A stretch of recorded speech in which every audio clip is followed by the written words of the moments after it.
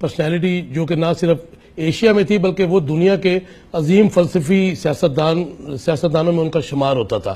آج ہمارے پاس face to face میں مطلب اٹس این آنر فار اس کہ ذوالفقار علی بھٹو صاحب کے جو سیاسی میراث کا جن کو کہا جاتا تھا کہ نعم البدل یا بھٹو صاحب ان کو کہتے تھے کہ میرے جانشین ہیں، وہ موجود ہیں.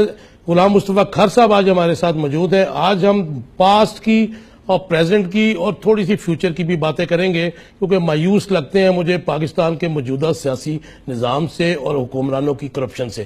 غلام مصطفیٰ کھر صاحب، تھینک یو ویری مچ، آپ نے ہمیں اپنا قیمتی ٹائم سے نوازا.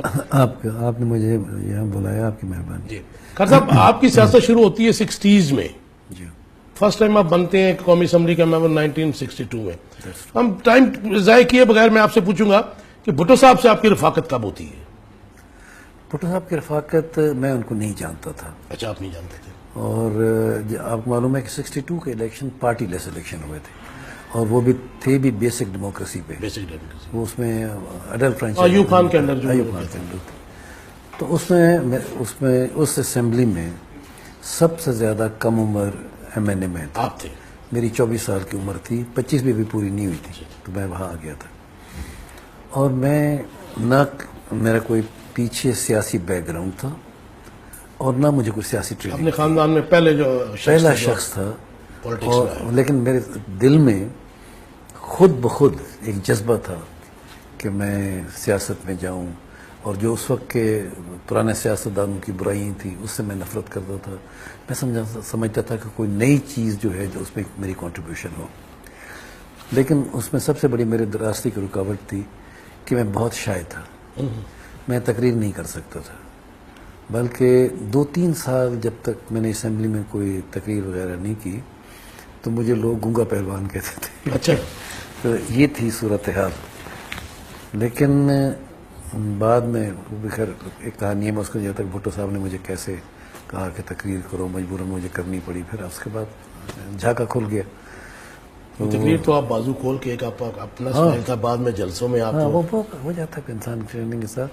اور دوسرا بات یہ ہے، دنیا میں کوئی ایسا گر نہیں ہے، کوئی ایسا آرٹ نہیں ہے کہ جو بغیر استاد کے ہو. بہت سارے آج آپ دیکھ رہے ہیں جو ملک میں سیاستدان ہیں وہ بے استاد ہیں، ان کا استاد کوئی ہے ہی نہیں، بلکہ ان کے استاد جو ہیں وہ عام آدمی سے زیادہ جاہل ہیں سیاسی طور پہ. ڈگریاں ہوں گی ان کے پاس، وہ مینٹلی ایجوکیٹڈ نہیں ہے تو ڈگریوں کا کیا فائدہ ہے، ٹریننگ نہیں ہے. اور دوسرا یہ ہے کہ ان کی سیاسی شروعات ہوتی ہے سفارش سے، کرپشن سے، اور بالکل مختلف ویلیوز ہی بدل گئے. اصل بات یہ ہے کہ اور یہ ایسے نہیں ہے کہ یہ حادثہ ہے پاکستان میں، یہ جان بوجھ کے کیا گیا تھا. کیونکہ ذوالفقار علی بھٹو کے آنے کے بعد فوری طور پہ پاکستان سیاسی طور پہ بہت ایڈوانس ہو گیا تھا. سوچنے لگ گئے تھے لوگ سیاست. بھٹو صاحب نے لوگوں کو صحیح معنی میں سیاست سکھائی تھی. اور مجھے تو عوام کے حقوق کی بات کی تھی. مجھے تو انگلی پکڑ کے بھٹو صاحب نے سیاست سکھائی، بلکہ مجھے پڑھایا، کتابیں مجھے دی پڑھنے کے لیے یہ وہ. اور اسی وقت سے ان کا یہ خیال تھا، کیونکہ ایک وقت ایسا آیا تھا کہ جب بڑے سیاستدان جو بھٹو صاحب کے ساتھ پہلے تھے وہ سب چھوڑ گئے تھے. تو اس وقت صرف میں تھا، اور اس کے پیچھے غلام مصطفیٰ کو جتوئی کچھ تھے، اور ممتاز بھٹو تھے، اور حفیظ پیرزادہ بھی یہ تھے. لیکن میں نے پھر فل ٹائم بھٹو صاحب کو دیا، اور ان کو اس بات کا احساس ہو گیا کہ یہ آدمی میرے ساتھ ٹوٹلی کمیٹڈ ہے. تو وہ مجھے گروم کرنے لگ گئے جیسے اپنی اولاد کو کرتے ہیں، اور اس طریقے سے انہوں نے میری سیاسی ٹریننگ کی. یہ جب بھٹو صاحب نے وزارت چھوڑی، وزارت خارجہ، اور عوام میں نکلے، آپ اس وقت ان کے ساتھ تھے؟ جی بالکل. بلکہ میری بھٹو صاحب سے دوستی اسی وقت شروع ہوتی ہے. پہلے تو میں جا کے ملا تھا، میں نہیں جانتا تھا ان کو. ذوالفقار علی بھٹو کو ملنے کے لیے میں نے غلام مصطفیٰ جدوئی میرے دوست بن گئے تھے، ان سے کہا تھا کہ مجھے ملائیں بھٹو صاحب سے. ہاں. تو انہوں نے کہا یار چھوڑ، ابھی چلو میں تمہیں آپ کو ملاتا ہوں. تو اس وقت وہ تھے کامرس منسٹر تھے، ان کی کوٹھی پہ لے گیا، اور جا کے بھٹو صاحب کہا کہ جی دس ینگ مین، یہ نوجوان آدمی آپ سے بڑا ملنا چاہتا ہے اور آپ کا بڑا ایڈمائر ہے. تو بھٹو صاحب نے کہا ہاں young man this is true. میں نے کہا یس سر. اور کوئی بات نہیں. پھر بھٹو صاحب نے مجھے آہستہ آہستہ وہاں اپنی میٹنگ میں بلانا شروع کر دیا. بھٹو صاحب کا ایک بڑا گروپ تھا. تو اس وقت بہت سارے بڑے آدمی, جس میں نام نہیں لوں گا اب ان کا, بہت بڑے آدمی اور بڑے سیاسی ویٹ والے, وہ بھٹو صاحب کے ساتھ ٹوٹلی کمیٹڈ تھے, یا ایٹ لیسٹ ان کو یہ ان نے یقین دہانی کی تھی کہ ہم آپ کے ساتھ ہیں. جس وقت آیا, کیونکہ اس وقت دو پاورفل آدمی تھے, پنجاب میں نواب کالا باغ, تو وہ اس کا اپنا گروپ تھا, بلکہ پنجاب کی سیاست کو مکمل کنٹرول کرتا تھا, بلکہ ہمارا جو ویسٹ پاکستان کی سیاست ویسٹ پاکستان کی کرتے تھے. لیکن دوسرے صوبوں کے جن کو وہاں نواب صاحب پسند نہیں کرتے تھے, لیکن تھے وہ بھی اس میں مسلم لیگ میں, تو ان کو گروپ ذوالفقار علی بھٹو کے ساتھ تھا, اور بھٹو صاحب ان کو پروٹیکٹ کرتے تھے, وہ ان کو کرتے تھے. آپس میں دونوں ایک دوسرے کو پسند نہیں کرتے, نواب صاحب بھی اور کالا باغ بھی. ایک بعد دوسرے میں کلیش تھا, پرسنالٹیز کا بھی کلیش تھا, انداز سیاست بھی زیادہ تھی. اور نواب صاحب کو یہ بات بہت بری لگتی تھی. نواب صاحب بہت پرانے فیوڈل زمانے کے آدمی تھے اور ویسے ہی سوچتے تھے. وہ کہتا ہے ہاؤ ڈیئر کہ کوئی شخص جس پہ میں ناراض ہوں وہ بھٹو کے گھر جا کے بیٹھے, وہ اس کو پسند نہیں کرتے تھے. آمرانہ ذہنیت. آمرانہ ہوتی ہے. جب آپ کے لاہور کا جو ناصر باغ ہے, اس کا بھی ایک معاملہ ہے کہ جب ایوب خان کے خلاف یہاں پہ جلسہ کیا گیا تو یہاں پہ کرنٹ چھوڑا گیا اور ریاستی جبر کیا گیا. مطلب مجھے یہ بھی میں نے کہیں پڑھا کہ آپ ان کو کسی رکشے میں بٹھا کے بھٹو صاحب کی جان بچائی, وہ ہمارے ویورز کو بتائیے. جان بچائی تو مجھے نہیں پتا, کہ جان تو اللہ کے اختیار ہے, مجھے معلوم ہے کوشش تو آپ کی تھی نا. جی, کوئی شخص وقت سے پہلے نہیں مر سکتا, لیکن یہ تھا کہ میں ان کے قریب تھا.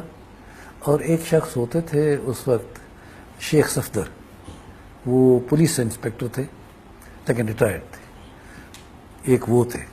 تو ہم نے بھٹو صاحب کو اٹھا کے رکشے میں بٹھایا, اور میں بھٹو صاحب کے بیٹھ گیا اور وہ وہیں کھڑے رہے, اور وہ ہمیں لے کے چلا گیا. لگتا اس دن ایسے تھا کہ ہمیں مار ڈالیں گے, مار دیجیے. لیکن یہ تو کئی موقع ہیں بھٹو صاحب کے ساتھ. جب بھی ہم تھے, یہ ادھر سانگڑ میں ہوا تھا, گولیاں سیدھی چلائی گئی, گھروں نے چلائی گئی تھی. آپ ساتھ تھے اس وقت؟ بالکل جی. جب گھروں نے گولیاں چلائی, بھٹو صاحب نے شرٹ کھول دی کہ مجھے مارو میرے پر. پھر ملتان میں, وہاں اس وقت خدا جنت نصیب کرے نواب صادق حسین قریشی کو, جو بعد میں ذوالفقار علی بھٹو صاحب کے گورنر بھی بنے تھے, گورنر چیف منسٹر بھی رہے, چیف منسٹر بھی رہے تھے, اور میرے وقت میں وہ میرے منسٹر تھے, وہ بھی بھٹو صاحب نے ان کو بنوایا تھا.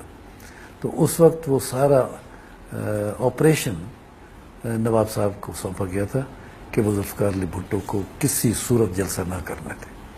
تو ان نے اس وقت بدمعاش وغیرہ سارے بلوائے تھے اور وہاں ہوا تھا. لیکن بھٹو صاحب کی پاپولیرٹی ایسی تھی, اور بھٹو صاحب کی جو پرسنل لیڈرشپ اور اس میں جو دلیری تھی اور کمٹمنٹ تھی, اس کو یہ تھا کہ جیسے پہلے تو جیسے وہ لوگ نکلے, ان کے ہاتھ میں تلواریں چھرے وغیرہ یہ تھے, تو یک دم لوگ دور ہو گئے اور وہ بیچ میں ایسے کرنے لگے. اور اس وقت ایسا پروٹوکول تو نہیں تھا جیسے آج کل شریف انجوائے کرتے ہیں, یا نو بات ہی نہیں تھی. عوامی لیڈر تھے بھٹو صاحب. عوامی لیڈر تھے, پروٹوکول بھی نہیں تھا. اور اس وقت پھر یہ تھا کہ نواب کالا باغ کی حکومت تھی, تو وہ تو کوئی پر نہیں مار سکتا, جابرانہ حکومت تھی. تو وہ پھر ایسے ہوا کہ بھٹو صاحب نے کہا, میں نے بھی کہا, لیکن بھٹو صاحب اس نے کہا شاباش پکڑو ان کو پکڑو. بس وہ لوگوں کی یہ کہنے کی بات تھی, تو لوگ ٹوٹ پڑے ان پہ, اور ان کو وہ جوتیاں ماری, وہ لٹا لیا وہاں مار مار کے, اور وہ کہیں کا پیشاب نکل گئے, ہاتھ جوڑ کے دیا میں معاف کر دوں, ختم ہو گیا. اسی لیے پھر نواب صاحب کی اور ایک اور ہمارے دوست تھے بعد میں, وہ بھی ہماری پارٹی کے ساتھ تھے, رضی شاہ گردیزی MP تھے, ان کی وہاں گورنر ہاؤس میں وہ ہو گئی پیشی کہ کیسے یہ ہوا کہ ذوالفقار علی بھٹو بچ کے چلا گیا, اور اس نے جلسہ بھی کامیاب کیا. پھر جلسہ اور زیادہ کامیاب ہو گیا. تو مجھے یاد ہے نواب صاحب نے وہاں کہا کہ سر ہم نے سوا اس کو قتل کرنے کا اور سب کچھ کیا, لیکن لوگ ہمارے ہاتھوں سے نکل گئے تھے. خیر صاحب, آپ کو شیر پنجاب کا لق بھی ملا, آپ چیف منسٹر بھی رہے, آپ گورنر پنجاب بھی رہے, فیڈرل منسٹر بہت دفعہ رہے, MNS بہت دفعہ رہے, بھٹو صاحب کے بہت قریب تھے, ایک عظیم سیاسی رہنما جسے میں فلسفی بھی کہتا ہوں. 1970 کا جو الیکشن ہوتا ہے اس میں سویپ پھیر دیتا ہے پیپلز پارٹی ویسٹرن ونگ سے, ادھر سے وہ ہوتا ہے. لوگ آج بھی اس کا پرسپشن پھیلایا جاتا ہے کہ یہ جو ڈویژن ہوئی, جو سپریشن ہوئی ایسٹ پاکستان کی, جو بنگلہ دیش بنا, وہ بھٹو صاحب کا اس میں ہاتھ تھا. یار دیکھو, یہ پروپیگنڈا بڑی چیز ہے. بھٹو صاحب آج کل بھی اب پریس آزاد ہے، اس وقت میں پریس آزاد نہیں تھی. جو حکومت کہتی تھی وہی کچھ کرتے تھے، اور لوگوں نے ایوب خان نے اور دوسروں نے دیکھ لیا تھا کہ مین اوپوننٹ ذوالفقار علی بھٹو ہے.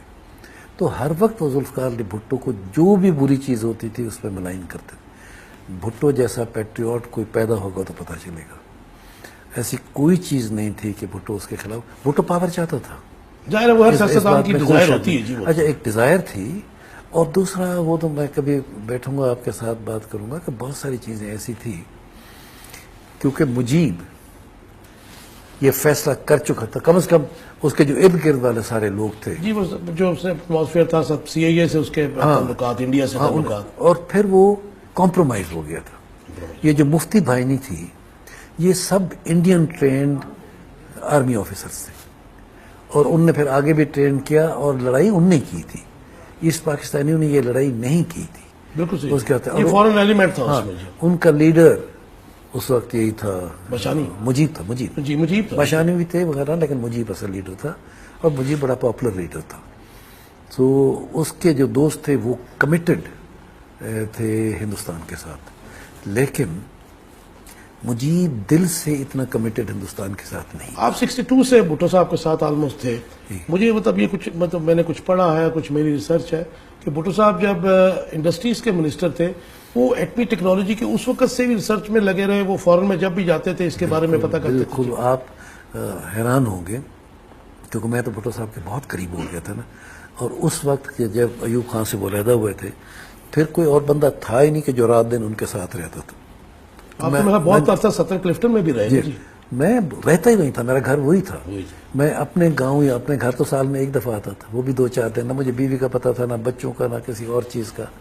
ایک دفعہ میں آیا تھا 10 دن کے لیے جب میرے والد صاحب فوت ہوئے تھے، اور پھر بھٹو صاحب بھی آئے تھے. فاتح دیکھے میرے اتنے قریب ہو گئے تھے مجھے کہنے یار آپ کے والد صاحب فوت ہو گئے اور آپ ملک کا بہت بڑا کام کر رہے ہیں، آپ یہاں بیٹھے رہنے چلے میرے ساتھ. مجھے ساتھ اپنے جہاز میں لے گئے تھے اس وقت.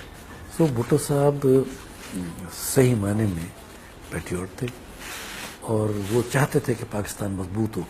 اور کئی دفعہ رات کو جب بیٹھتے تھے ہم اپنی محفلوں میں، بھٹو صاحب رات کو زیادہ لوگ نہیں ہوتے، 2-4-5 جو آدمی تھے کلوز سرکل. تو اس میں کہتے تھے کہ پاکستان کا جو مستقبل ہے، مجھے اچھی طرح یاد ہے، لوگ نہیں سمجھتے. وہ کہتے ہیں جی فوج اتنی بڑی ہونی چاہیے، جہاز اتنے ہونے چاہیے، اور یہ وقتی طور پہ ہے، لیکن ہم ہندوستان جیسے بڑے ملک کا فوج کے ذریعے مقابلہ نہیں کر سکتے. اور ان کے ویژن تھا ایک بڑے لیڈر کا. نہیں، انہوں نے کہا کہ وہ ان کے پاس اتنے ریسورسز ہیں کہ وہ ہم اتنی چیزیں پیدا ہی نہیں کر سکتے. کنونشنل وار میں نہیں جی سکتے. کنونشنل وار میں نہیں جی سکتے. ہماری سروائیول صرف ایک چیز پہ ہے، وہ ہے ایٹامک پاور. اگر ہم ایٹم بم بنا لیں، وہ چاہے پھر کچھ بھی ہو، ہم زندہ رہ جائیں گے. اور میری خواہش ہے کہ مجھے خدا اس وقت تک موت نہ دے جب تک میں پاکستان کو ایک ایٹمی طاقت کیوں بنا کے. خواہش تو پوری ہو گئی اللہ تعالیٰ نے. خواہش پوری ہوئی، اور بڑے برے حالات میں ایوب خان نہیں چاہتا تھا یہ نہیں. ایوب خان پیٹریوٹ تھا، لیکن ایوب خان پہ اس وقت فورن پاس کا پریشر تھا، وہ ٹلٹ تھا امریکہ کی طرف. لیکن بھٹو صاحب اندر اندرسی کرتے رہے. اس وقت مڈل ایسٹ میں کچھ لوگ ایسے تھے جو پاکستان کو چاہتے تھے کہ وہ ایٹمی پاور بنے، کیونکہ پاکستان میں کیپیبلٹی تھی، ان میں نہیں تھی.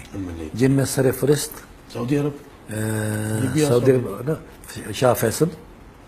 تو آپ ایک بات دیکھ لیں نا کہ ان ملکوں میں جیسے سعودی عرب ہے یا لیبیا یا سیریا وغیرہ، ان لوگوں میں عوام کا رول تو نہیں ہوتا. وہ تو حکمران کا یا ان کا شیخ ہوتا ہے یا جو پریزیڈنٹ ہے اس پہ وروثیت چل رہی ہے، بادشاہ چل رہی ہے، بادشاہ چل رہی ہے ابھی تک بھی. تو اس وقت اس میں سب سے بڑی جو کنٹریبیوشن تھی وہ تھی اس کی شاہ فیصل کی، سعودی عربیہ آپ کہیں.